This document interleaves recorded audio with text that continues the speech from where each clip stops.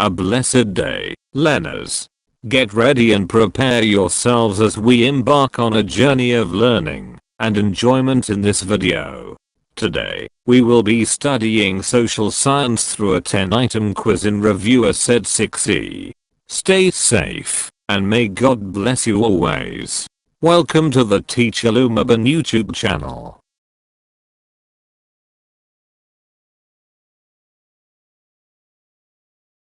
Commit your way to the Lord, trust also in him, and he shall bring it to pass.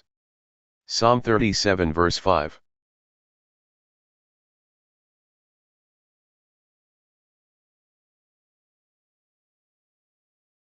Which is most rude among ways civilizations recorded thoughts and deeds after the art of writing was invented 5,000-6,000 years ago?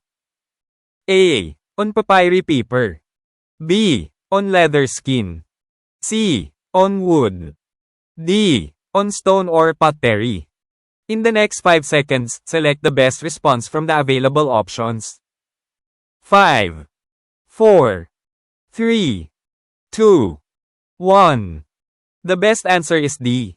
On stone or pottery. Explanation of each choice. A. On papyri paper. Papyri were made from the papyrus plant and used extensively by ancient Egyptians. While it is an ancient form of record keeping, papyrus paper was relatively refined and practical for recording thoughts, compared to stone or pottery. B. On leather skin. Leather or animal skins, like parchment or vellum, were used for writing, especially in the medieval period. This method required more sophistication in processing the material, making it less crude than stone or pottery. C. On wood. Wood was used for inscriptions in some cultures, like wax tablets or wooden tablets. While it is relatively basic, wood was easier to work with and offered more refinement than stone or pottery. D. On stone or pottery. Stone and pottery are the most crude forms of record keeping. Engraving or inscribing on these materials required much physical labor and offered limited flexibility for detailed or large-scale writing.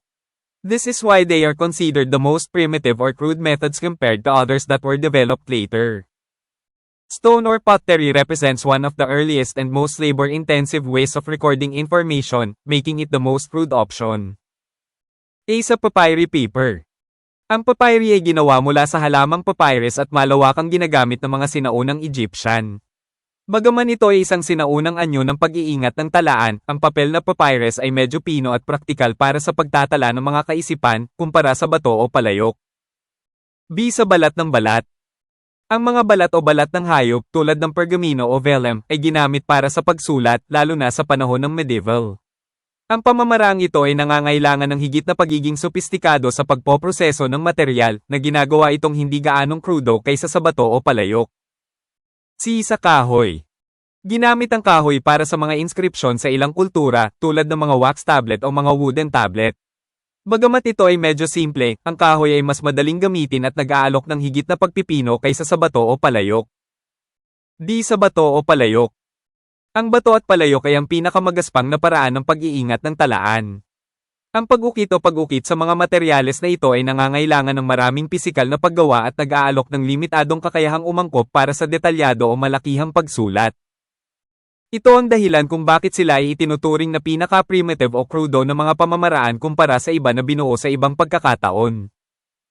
Ang bato o palayok ay kumakatawan sa isa sa pinakamaaga at pinakamahirap na paraan ng pagtatala ng impormasyon, na ginagawa itong pinaka-krudong opsyon.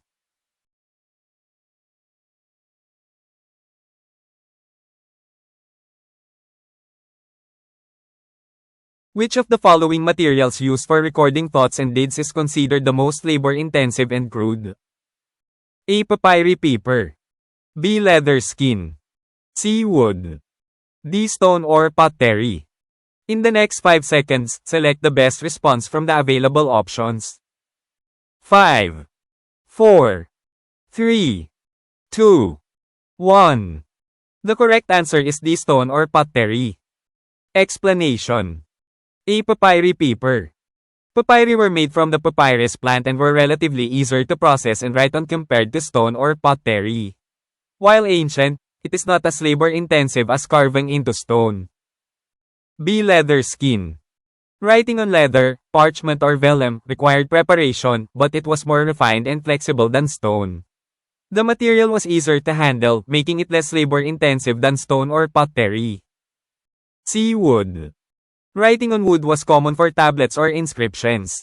While it required some effort, it was easier to carve into wood than stone and thus less labor-intensive.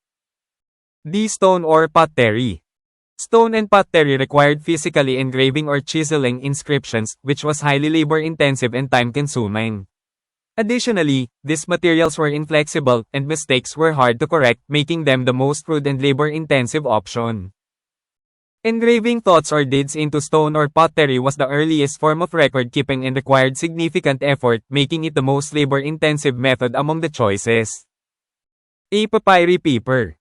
Ang papyri ay ginawa mula sa halamang papyrus at medyo mas madaling i-proseso at sulatan kumpara sa bato o palayok. Bagaman sinaunang panahon, ito ay hindi kasing lakas ng pag-ukit sa bato. B. Balat na balat. Ang pagsusulat sa balat, pergamino o vellum, ay nangangailangan ng paghahanda, ngunit ito ay mas pino at nababaluktot kaysa sa bato. Ang material ay mas madaling hawakan, na ginagawa itong mas matrabaho kaysa sa bato o palayok. C. Kahoy. Ang pagsusulat sa kahoy ay karaniwan para sa mga tablet o inskripsyon. Bagamat nangangailangan ito ng ilang pagsisikap, mas madaling mag-ukit sa kahoy kaysa sa bato at sa gayon ay hindi gaanong matrabaho. D. Bato o palayok. Ang bato at palayok ay nangangailangan ng pisikal na pag-uukit o pag-chiseling ng mga inskripsyon na lubhang matrabaho at matagal. Bukod pa rito, ang mga materyales na ito ay hindi nababaluktot at ang mga pagkakamali ay mahirap itama, na ginagawa itong pinakakrudo at labor-intensive na opsyon. Ang pag-ukit ng mga kaisipan o gawa sa bato o palayok ay ang pinakamaagang anyo ng pag-iingat ng record at nangangailangan ng makabuluhang pagsisikap, na ginagawa itong pinakamahirap na paraan sa mga pagpipilian.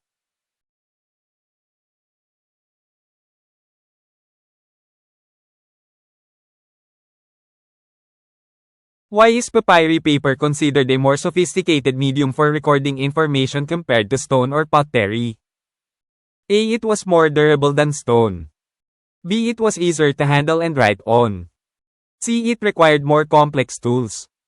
D. It could withstand extreme conditions.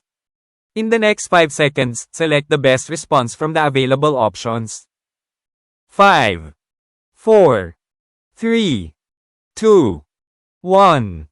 The correct answer is B. It was easier to handle and write on. Explanation. A. It was more durable than stone.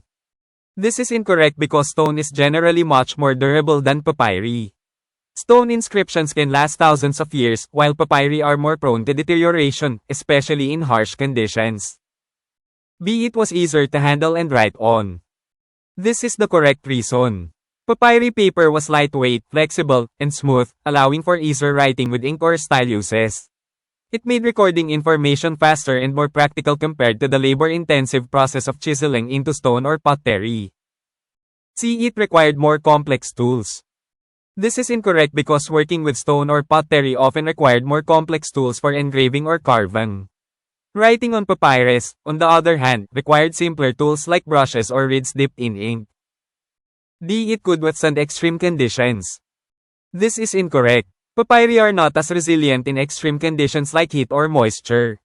Stone, on the other hand, can survive harsh environments for long periods. Papyri paper was considered more sophisticated due to its ease of use, portability, and efficiency in recording information compared to stone or pottery. A. Ito ay mas matibay kaysa sa bato. Ito ay hindi tama dahil ang bato ay karaniwang mas matibay kaysa sa papyri. Ang mga inskripsyon ng bato ay maaaring tumagal ng libu-libong taon, habang ang papyri ay mas madaling masira, lalo na sa malupit na mga kondisyon. B. Mas madaling hawakan at isulat sa. Ito ang tamang dahilan. Ang papel na papyri ay magaan, nababaluktot, at makinis, na nagbibigay daan para sa mas madaling pagsulat gamit ang tinta o mga stylus. Ginawa nitong mas mabilis at mas praktikal ang pagtatala ng impormasyon kumpara sa labor-intensive na proseso ng pagpapait sa bato o palayok. Nangangailangan ito ng mas komplikadong mga tool. Ito ay hindi tama dahil ang pagtatrabaho sa bato o palayok ay kadalasang nangangailangan ng mas komplikadong mga tool para sa pag-ukit o pag-ukit. Ang pagsusulat sa papyrus sa kabilang banda ay nangangailangan ng mas simpleng mga tool tulad ng mga brush o tambo na isinasawsaw sa tinta. Di maaari itong makatiis sa matinding kondisyon. Ito ay hindi tama. Ang papyri ay hindi gaanong nababanat sa matinding mga kondisyon tulad ng init o kahalumigmigan. Ang bato, sa kabilang banda, ay maaaring makaligtas sa malupit na kapaligiran sa mahabang panahon. Ang papel na papyri ay itinuring na mas sopistikado dahil sa kadalian ng paggamit, portability, at kahusayan sa pagtatala ng impormasyon kumpara sa bato o palayok.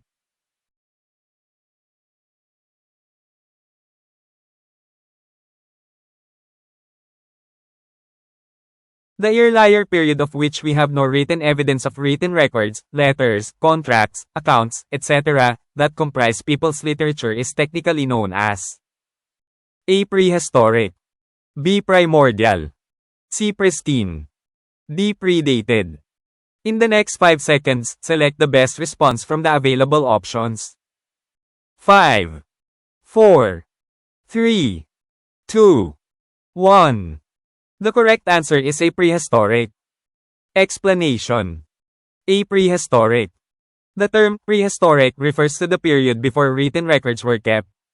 This period is characterized by the absence of documented history or written evidence, such as letters, contracts, or literature. This is the most appropriate term for the time before writing systems were invented. B. Primordial. Primordial refers to something existing at the very beginning or earliest stage of development. While it can describe ancient times, it is more focused on the early stages of creation or formation and not specifically tied to the absence of written records. C. Pristine. Pristine refers to something that is in its original, untouched condition. This term does not relate to the absence of written records, but rather to something being pure or unspoiled. D. Predated. Predated means that something existed or occurred before something else. While it implies an earlier time, it does not refer specifically to the absence of written records. The term prehistoric specifically refers to the time before written history, making it the correct choice for describing a period with no written evidence. A. Prehistoric. Ang terminong prehistoric ay tumutukoy sa panahon bago itago ang mga nakasulat na talaan. Ang panahong ito ay nailalarawan sa kawalan ng dokumentadong kasaysayan o nakasulat na ebidensya, tulad ng mga liham, kontrata, o literatura.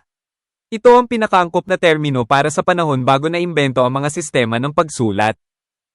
B. Primordial.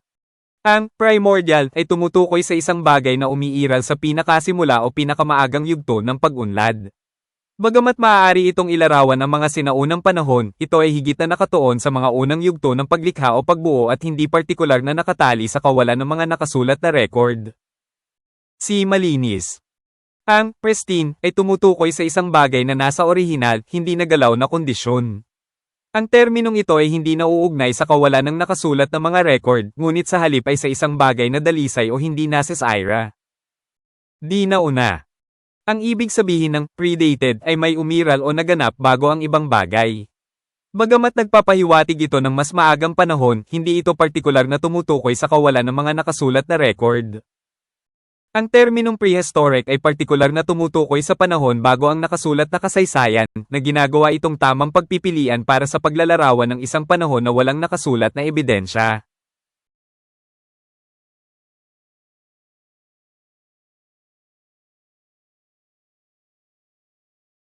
The period before written records were kept, characterized by the absence of documentation such as letters, contracts, or accounts, is known as A. Primordial, B. Prehistoric, C. Pristine, D. Predated. In the next 5 seconds, select the best response from the available options. 5, 4, 3, 2, 1. The correct answer is B. Prehistoric. Explanation. A primordial, this refers to something from the earliest stages of existence, but it doesn't specifically refer to the absence of written records. B. Prehistoric, this is the correct term, referring to the time before humans created written records. It describes a period where we have no written documentation, like letters, contracts, or accounts. C. Pristine, this refers to something in its original or unspoiled condition and does not relate to the absence of written records. D. Predated, this means that something occurred earlier than something else but does not refer to a period without written records. The term prehistoric is specifically used for the time before written history. A primordial, ito ay tumutukoy sa isang bagay mula sa pinakamaagang yugto ng pag-iral, ngunit hindi ito partikular na tumutukoy sa kawalan ng mga nakasulat na talaan. B. Prehistoric, ito ang tamang termino na tumutukoy sa panahon bago lumikha ang mga tao ng mga nakasulat na talaan. Inilalarawan nito ang isang panahon kung saan wala kaming nakasulat na dokumentasyon tulad ng mga sulat, kontrata, o account. Si pristine, ito ay tumutukoy sa isang bagay sa orihinal o hindi nasirang kondisyon nito at hindi nauugnay sa kawalan ng nakasulat na mga record. Di predated, nangangahulugan ito na may nangyari ng mas maaga kaysa sa ibang bagay ngunit hindi tumutukoy sa isang panahon na walang nakasulat na mga tala. Ang terminong prehistoric ay partikular na ginamit para sa panahon bago ang nakasulat na kasaysayan.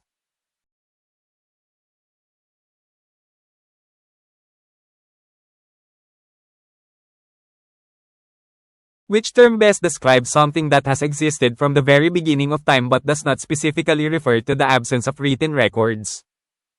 A. Predated. B. Prehistoric. C. Primordial. D. Pristine. In the next 5 seconds, select the best response from the available options. 5, 4, 3, 2, 1. The correct answer is C. Primordial. Explanation. A predated, this refers to something occurring or existing before something else but does not imply it existed from the very beginning of time. B. Prehistoric, this refers to the period before written records were kept but it specifically deals with the absence of written documentation. C. Primordial, this is the correct term, meaning something that has existed from the very beginning of time. It refers to the earliest stages of existence or creation, without necessarily referring to written records. D. Pristine, this refers to something that is in its original, unspoiled condition but does not describe something that has existed from the beginning of time.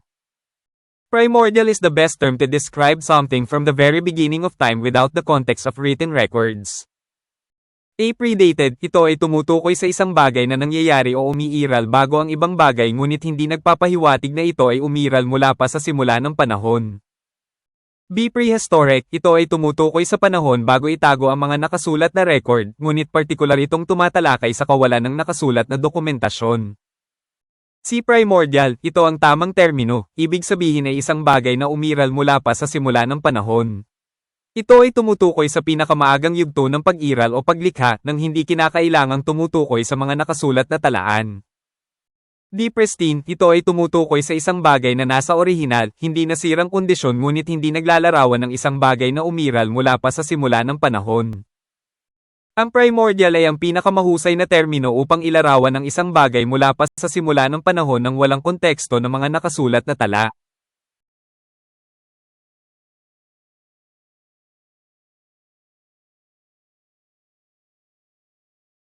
Which word refers to something that remains in its original, untouched condition but does not necessarily relate to historical records? A. Primordial. B. Pristine. C. Prehistoric. D. Predated. In the next 5 seconds, select the best response from the available options. 5, 4, 3, 2, 1. The correct answer is B. Pristine. Explanation. A primordial, this refers to something that existed from the very beginning or in the earliest stages, but not necessarily in its untouched or original condition. B. Pristine, this is the correct term, meaning something that is in its original, unspoiled, or untouched condition. It refers to something that remains pure and has not been altered by time or external factors, without necessarily relating to historical records. C. Prehistoric, this refers to the period before written records were kept, but it does not describe the condition of something being untouched. D. Predated, this means something existed or occurred before another event but does not refer to something's condition. Pristine best describes something that remains in its original, untouched condition. A. Primordial, ito ay tumutukoy sa isang bagay na umiral mula pa sa simula o sa pinakamaagang yugto, ngunit hindi naman sa hindi nagalaw o orihinal na kalagayan nito. B. Pristine, ito ang tamang termino, ibig sabihin ay isang bagay na nasa orihinal, hindi nasa saira, o hindi nagalaw na kondisyon. Ito ay tumutukoy sa isang bagay na nananatiling dalisay at hindi binago ng panahon o panlabas ng mga kadahilanan nang hindi kinakailangang nauugnay sa mga makasaysayang talaan. Si prehistoric, ito ay tumutukoy sa panahon bago itago ang mga nakasulat na talaan, ngunit hindi nito inilalarawan ang kalagayan ng isang bagay na hindi nagalaw.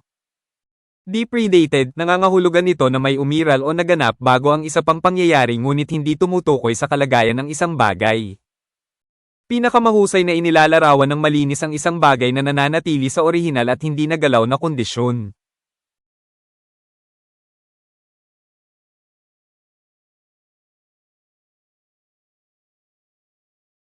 These people belong to the Great Mongolian or Yellow Except A. Japanese, B. Chinese, C. American Indians, D. Arabs. In the next 5 seconds, select the best response from the available options. 5, 4, 3, 2, 1. The correct answer is the Arabs. Explanation. The Japanese people are part of the Mongoloid or Yellow racial group which is often used to refer to East Asian populations. B. Chinese, the Chinese also belong to the Mongoloid group which includes various East Asian ethnicities. C. American Indians, Native Americans, or American Indians, are generally classified within the Mongoloid racial group due to their genetic and ancestral connections to East Asia. D. Arabs belong to the Caucasoid racial group, not the Mongoloid group. They originate from the Arabian Peninsula and surrounding regions, distinct from the East Asian populations typically associated with the Mongoloid group. Thus, Arabs do not belong to the Mongolian or Yellow racial classification. Hapones, ang mga Hapones ay bahagi ng Mongoloid o dilaw na pangkat ng lahi na kadalasang ginagamit upang tumukoy sa mga populasyon ng Silangang Asya. Inchik, ang mga Chino ay kabilang din sa grupong Mongoloid na kinabibilangan ng iba't ibang etnisidad sa Silangang Asya. Si American Indians, Native Americans o American Indians ay karaniwang inuri sa loob ng Mongoloid racial group dahil sa kanilang genetic at ancestral connection sa East Asia. Mga Arabo, ang mga Arabo ay kabilang sa pangkat ng lahi ng Caucasoid, hindi sa pangkat ng Mongoloid. Nagmula ang mga ito sa Arabian Peninsula at mga nakapaligid na rehiyon na naiiba sa mga populasyon ng Silangang Asya na karaniwang nauugnay sa grupong Mongoloid. Kaya, ang mga Arabo ay hindi kabilang sa Mongolian o dilaw na pag-uuri ng lahi.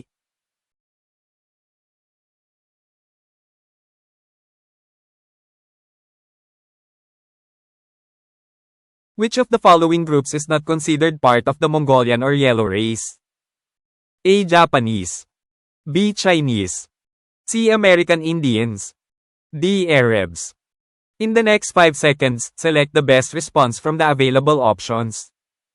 5, 4, 3, 2, 1. The correct answer is the Arabs. Explanation. The Japanese are considered part of the Mongoloid or Yellow race, which includes East Asian populations. B. Chinese, the Chinese also belong to the Mongoloid race, encompassing various East Asian ethnic groups.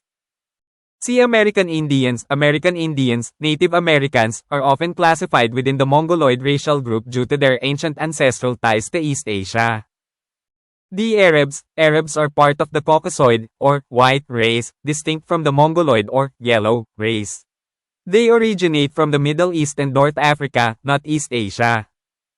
Thus, Arabs are not part of the Mongoloid or Yellow race. Hapones, ang mga Hapon ay itinuturing na bahagi ng lahi ng Mongoloid o dilaw na kinabibilangan ng mga populasyon ng Silangang Asya. B. Chino, ang mga Chino ay kabilang din sa lahing Mongoloid na sumasaklaw sa iba't ibang pangkat etniko sa Silangang Asya. Si American Indians, Native Americans, ay madalas na inuri sa loob ng Mongoloid racial group dahil sa kanilang sinaunang ancestral ties sa East Asia. Mga Arabo, ang mga Arabo ay bahagi ng lahing Caucasoid o puti na iiba sa lahi ng Mongoloid o dilaw. Nagmula sila sa Middle East at North Africa, hindi sa East Asia. Kaya, ang mga Arabo ay hindi bahagi ng lahi ng Mongoloid o dilaw.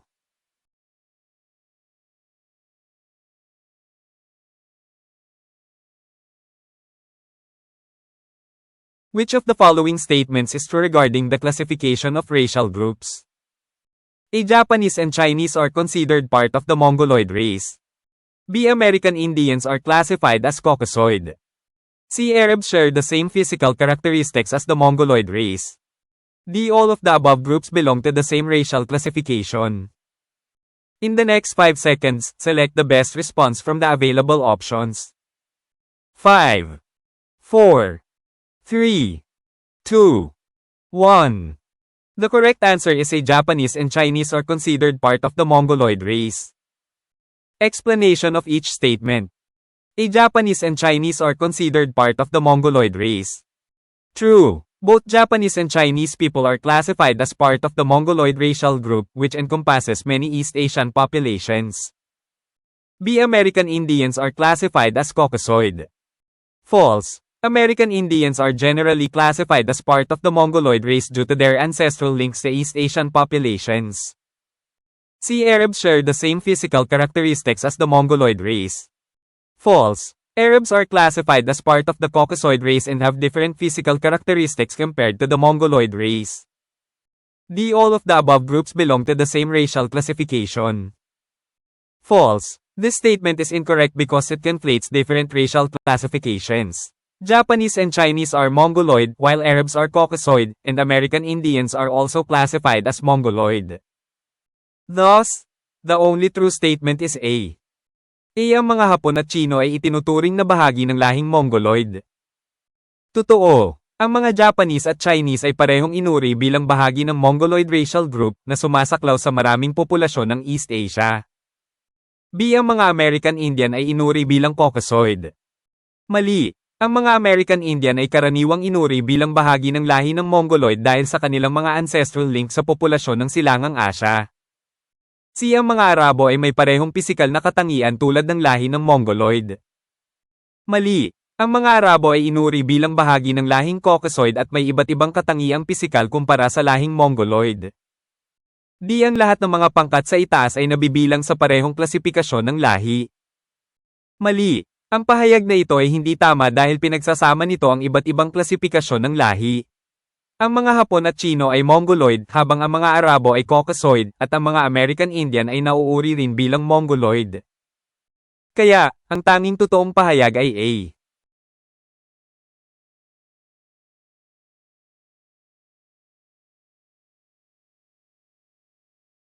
I can do all things through Christ who strengthens me. Philippians 4 verse 13.